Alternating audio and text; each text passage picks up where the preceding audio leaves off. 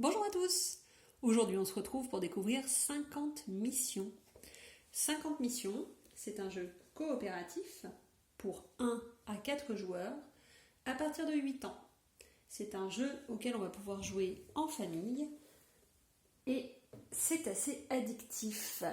Vous allez voir que vous allez pouvoir enchaîner les parties. Donc comment ça se présente?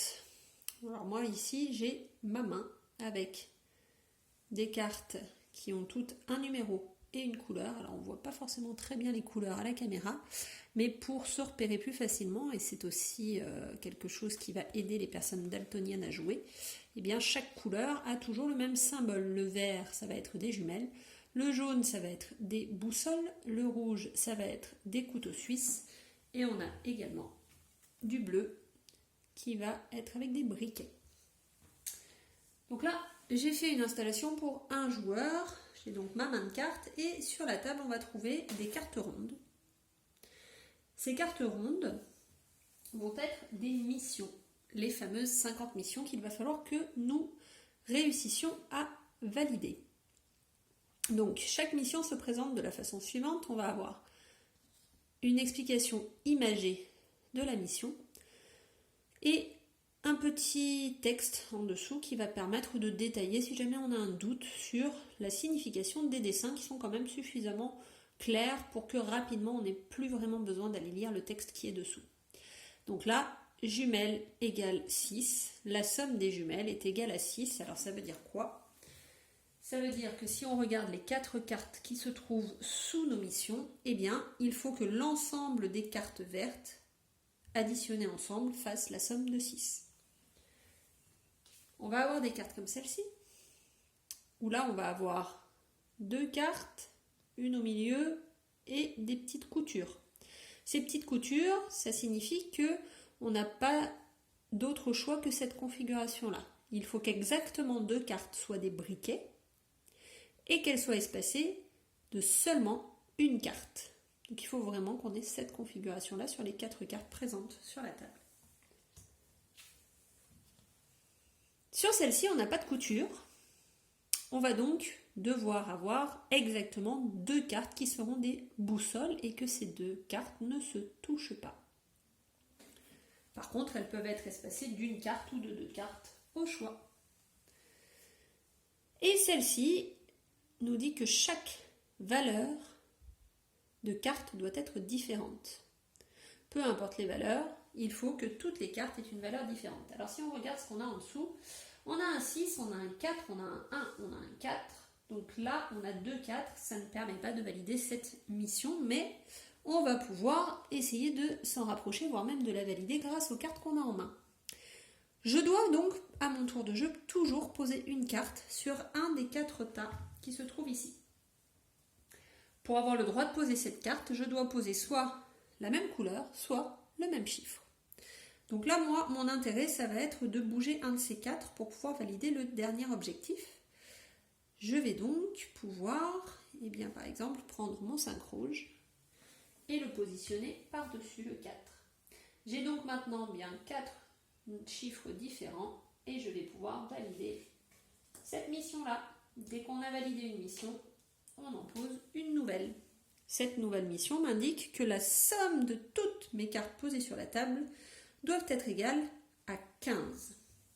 J'ai posé une carte, je vais donc en piocher une nouvelle, ce qui va me permettre d'avoir plus de possibilités. Donc là, si je fais le calcul de toutes les valeurs qui sont sur la table, j'ai donc 16. J'ai donc un point de trop.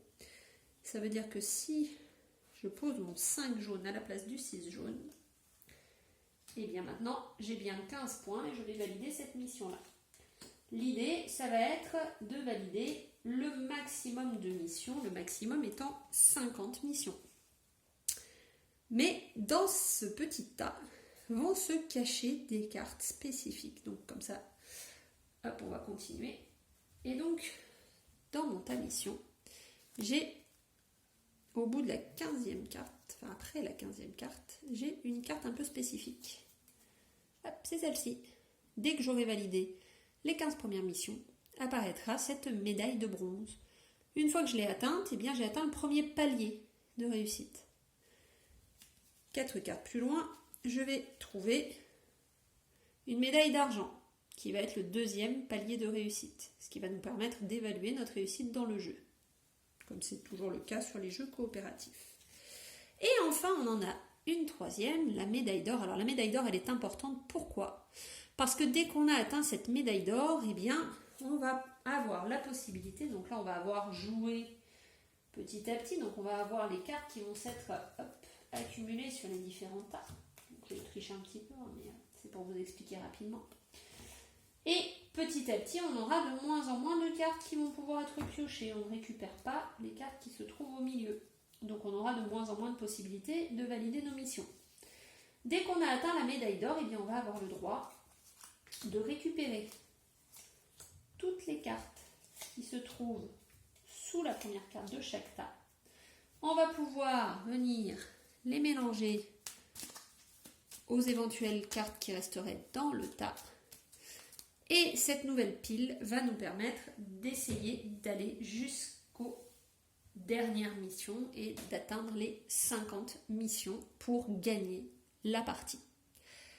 Il y a une autre façon de jouer, ça va être, quand on est plusieurs, c'est plus rigolo, de jouer les 50 missions en folie. À ce moment-là, il faudra juste mettre un chronomètre de 5 minutes. Et là, autant sur la partie, comme on vient de voir, si on est plusieurs joueurs, on joue chacun notre tour et on a tout le temps qu'il nous faut. Si on veut jouer à 50 missions de folie, eh bien, on mettra un chronomètre et là, c'est dès que j'ai quelque chose d'intéressant, je peux poser ma carte. Et il faut valider le maximum de missions en 5 minutes, sachant qu'à ce moment-là, on n'a pas besoin d'avoir des médailles puisque la fin de partie interviendra dès lors que le chronomètre aura sonné. Voilà, 50 missions, pour ma part c'est un vrai coup de cœur, c'est un des jeux qui sort très très régulièrement chez nous et qui permet à toute la famille de jouer. C'est une partie suffisamment courte pour qu'on puisse la faire le soir avant de coucher les enfants et qui permet même aux moins joueurs de nous de prendre plaisir dans la partie. Donc voilà, une belle découverte, 50 missions. À bientôt!